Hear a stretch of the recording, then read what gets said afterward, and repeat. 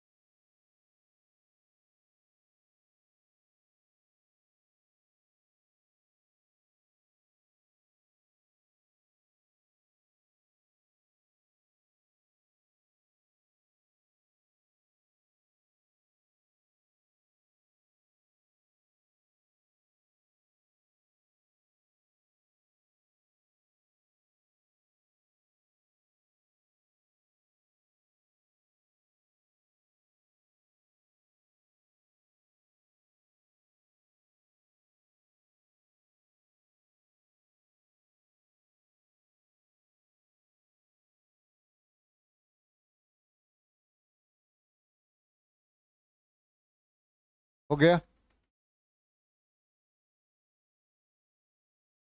तो इसका वैल्यू, हम एक्सलेरेशन का वैल्यू इसमें डाल देंगे तो T1 निकलेगा, इसमें डालेंगे तो T2 निकलेगा, T3। अब इतना कैलकुलेशन करने की क्या जरूरत है, नहीं, बिना फ्री बॉडी डायग्राम के ये डायरेक्टली बन जाएगा। अब देखो डायरेक्टली कैसे बनता है, ध्यान देना। यहां पे ये आपका अप्लाइड फोर्स है, इसका मतलब ये सारा ब्लॉक एक सिस्टम बन जाएगा। तो acceleration is equal to total force upon total mass. देखो एक लाइन में बन गया, यही आंसर है डायरेक्टली। अब आ जाओ T1 का वैल्यू निकालना है। T1 के लिए ये सिस्टम बन गया M2 और M3, तो M2 plus M3 divide by total mass into applied force, directly बन गया। फिर T2 के लिए ओनली सिस्टम M3, तो M3 divide by total mass m1 plus m2 plus m3 into applied force. कितना इजी है?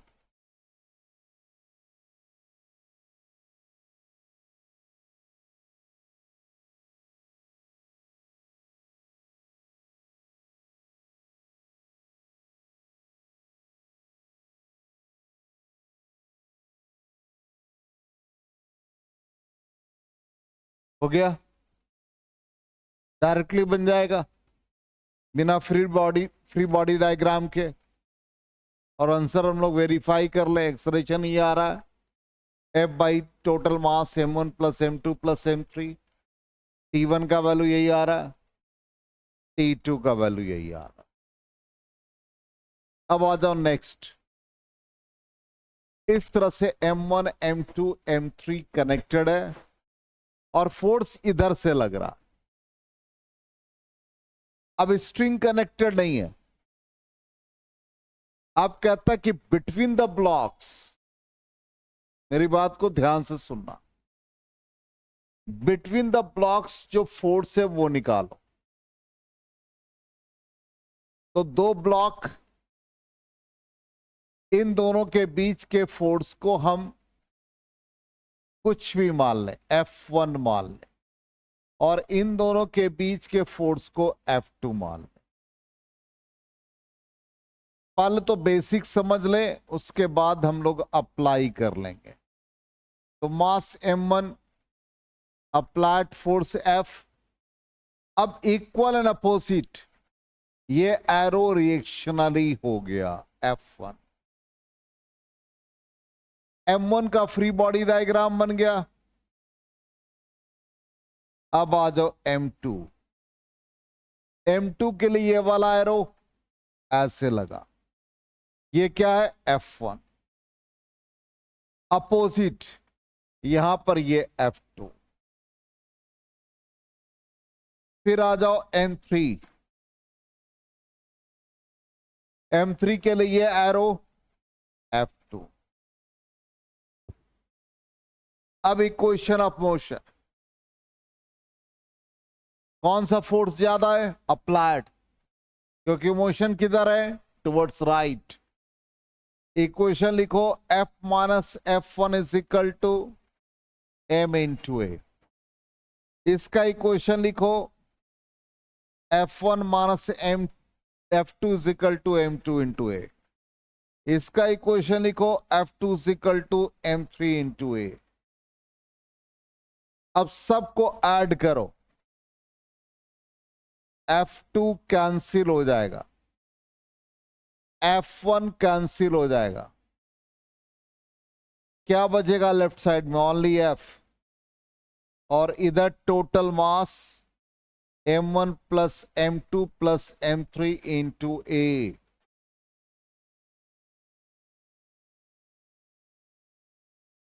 Net acceleration A is equal to F by m1 plus m2 plus m3।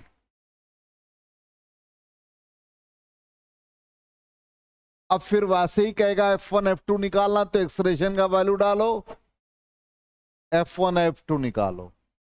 तो फिर equation काफी लेंदी। अब इसका shortcut जो अभी सिखाया, ये पूरा एक सिस्टम बना लिया आपने। ये आपका m1, इनके बीच का फोर्स F1, यहां लिखा ही, ड्रॉ किया ही हुआ है, इसलिए हम ड्रॉ नहीं करते। Acceleration A is equal to total applied force by system का total mass m1 plus m2 plus m3। Directly force by total mass. अब F1 निकालना है, तो F1 के लिए कौन सिस्टम बनेगा? m2 और m3। तो यहां पर आ गया m2 plus m3 divided by total mass into applied force. F2 के लिए बताओ कौन सा सिस्टम बन रहा है? m3। तो M3 divided by M1 plus M2 plus M3 into applied force आ गया डायरेक्टली।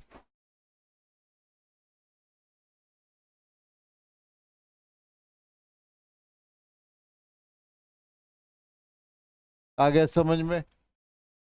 तो ऐसे क्वेश्चन के लिए हम लोग या तो फ्री बॉडी डायग्राम बना करके सॉल्व करें, अदरवाइज आपके लिए तो टाइम कम होता है एग्जाम में, 1 मिनट में ऐसे क्वेश्चन को सॉल्व करना है तो फ्री बॉडी डायग्राम बनाने में काफी टाइम लगेगा, तो डायरेक्टली हम लोग अप्लाई कर लेंगे।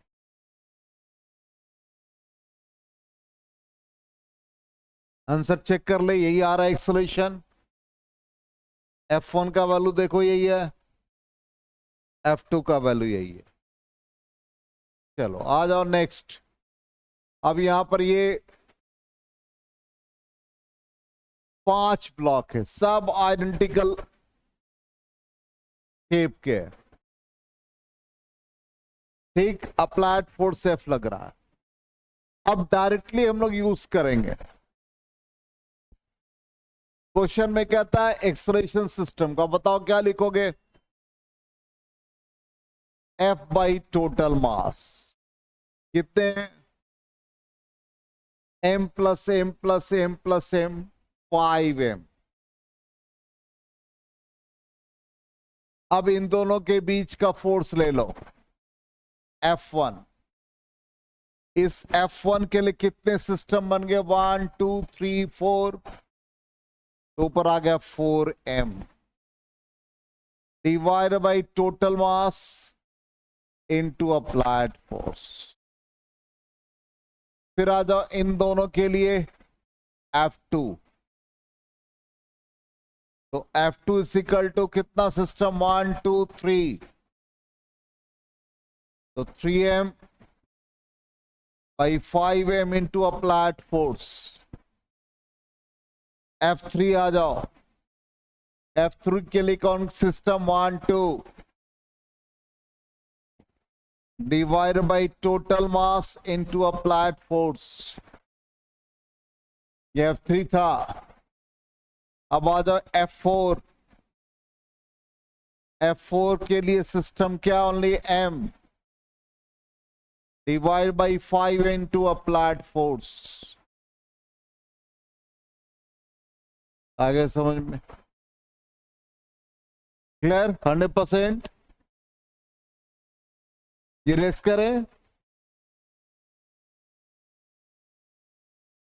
चलो अब कहता masses are suspended vertically from a rigid support, ऐसे दे रखा है।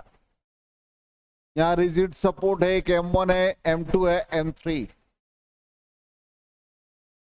अब गौर से देखो, इसमें क्या लग गया, T1, इसके बीच क्या लग गया, T2, इसके बीच क्या लग गया, T3। इसका मतलब क्या फाइंड करना है, T1 T2 T3। तो सबसे पहले free body diagram, block M1 tension T1 और इधर नीचे टेंशन T2 और इसका मास के कारण से वेट M1G। फिर आ जाओ T2 के लिए, मतलब M2 ब्लॉक के लिए T2 और नीचे T3 और इसका मास के कारण से wait M2G। Again for M3 T3 हो गया और M3G। नीचे और कोई फोर्स नहीं लग रहा है। अब ये क्या मोशन में तो है नहीं, ये सिंपली सस्पेंडेड है, कोई मोशन नहीं है। इसका मतलब क्या है, फोर्स बैलेंस कर रहा है इसको। तो वाई डायरेक्शन में जो फोर्स है उसको बैलेंस करो। तो यहां पर क्या आ रहा है, चेक करो किसको क्या बैलेंस कर रहा है, T1 को बैलेंस क्या कर रहा है, M1G प्लस T2। इसको, इस सिस्टम को बैलेंस कौन कर रहा है, T2 is equal to T3 plus M2G। इसको बैलेंस कौन कर रहा है, T3 is equal to M3G। अब ये T2 का वैल्यू डाल दो T1 में, इन दोनों को सॉल्व करो तो देखो क्या आता है, T1 is equal to M1G और इसमें T2 का वैल्यू ये वाला डाल दो, T3 प्लस M2G, और T3 का वैल्यू यहां से डालो तो M1G plus M2G plus M3G। इसका मतलब T1 का वैल्यू हो गया M1 plus M2 plus M3 into G। फिर T2 को सॉल्व करो, इसमें T3 का वैल्यू डाल दो तो ये आ गया M3 plus M2 into G, और T3 M3G है। हमने इसको फ्री बॉडी डायग्राम से बनाया, 1 मिनट लगा या 2 मिनट लगा। हम इसको डायरेक्टली भी बना सकते हैं। अब देखो डायरेक्टली कैसे बनेगा, इस T1 के लिए ये पूरा एक सिस्टम है, गौर से देखो, T1 के लिए पूरा एक सिस्टम है। तो T1 इज इक्वल टू 1 2 3, सारे ब्लॉक का मास लिख दो और इंटू G, बन गया डायरेक्टली। T2 के लिए सिस्टम है M2 plus M3 into G। T3 के लिए सिस्टम है, ये क्या आ गया, M3G। अब आंसर टैली कराओ, आ गया समझ में। हम लोग डायरेक्टली भी सॉल्व कर सकते हैं ऐसे क्वेश्चन को। ठीक, आगे बढ़े।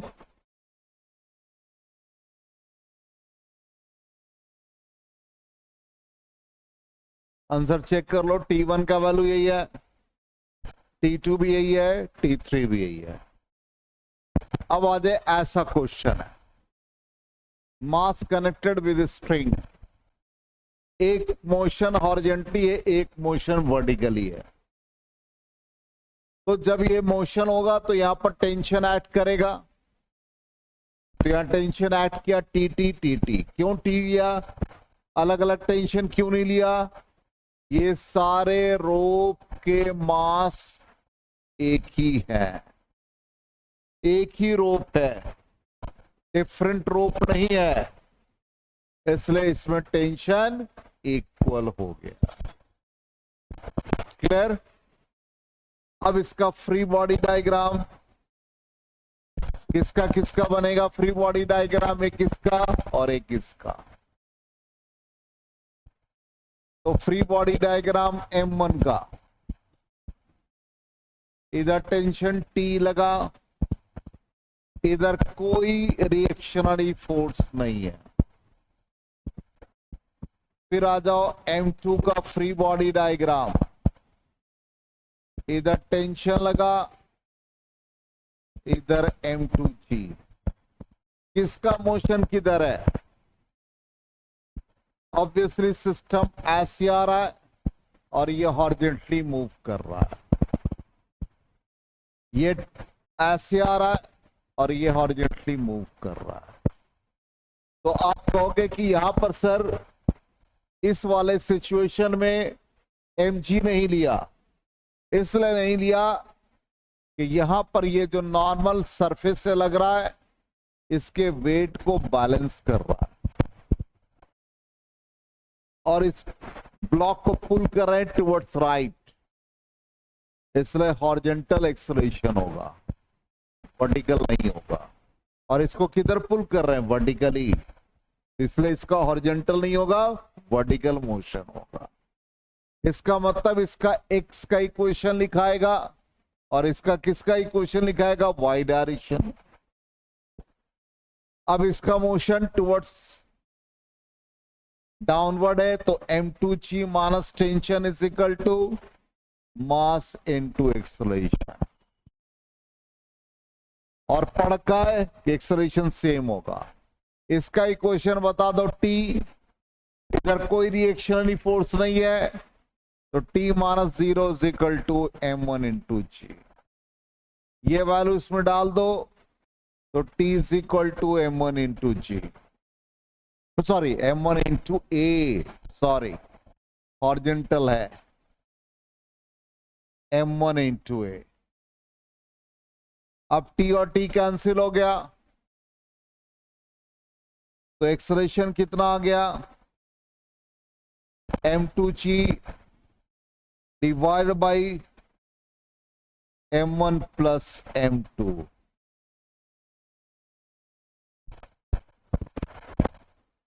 अब इसका वैल्यू डाल दो आप फर्स्ट इक्वेशन में, तो t is equal to m1 और ये हो गया m2g divided by m1 plus m2। तो फाइनली क्या आ जाएगा, ये m1 m2g divide by m1 plus m2।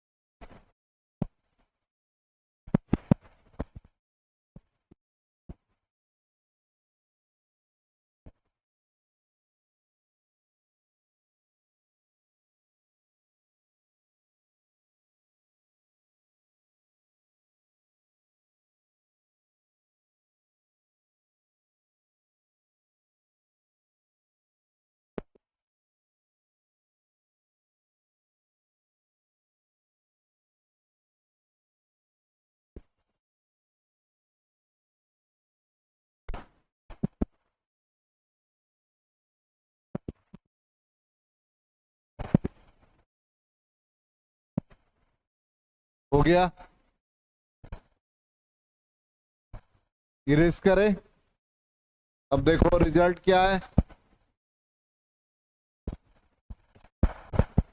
ये एक्सेलरेशन का value m2g divide by m1 plus m2, t का वैल्यू यही है।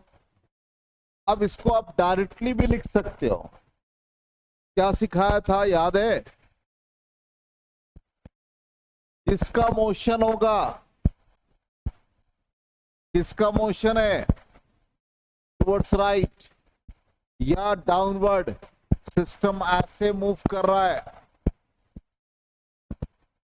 तो आप ऑब्जर्वर हो, आपके टुवर्ड्स कौन सा ब्लॉक आ रहा है, m2, इसलिए ऊपर जो ब्लॉक आ रहा है वही लिखना है, divide by total mass into G. एक line, no free body diagram. अब टेंशन लिखने का तरीका, यदि दोनों का मोशन वर्टिकली होता तो 2 लिखते ऊपर, प्रीवियस क्लास में सिखाया था, लेकिन यहां पर एक का मोशन वर्टिकल, एक का मोशन हॉरिजॉन्टल, इसलिए 1 vertical horizontal into g divide by total mass. देखो ये है रिजल्ट, बिना फ्री बॉडी डायग्राम के भी आप ऐसे क्वेश्चन को सॉल्व कर सकते हो।